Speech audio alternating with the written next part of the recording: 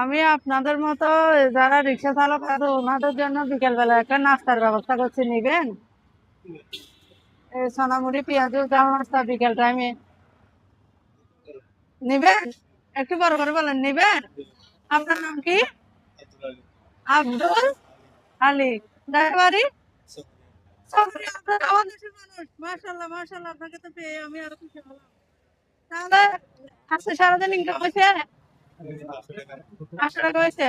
এখানে ফ্যামিলি আছে নাকি দেশে? এখানে আছে। আচ্ছা, এই মামার জন্য একটা দাও।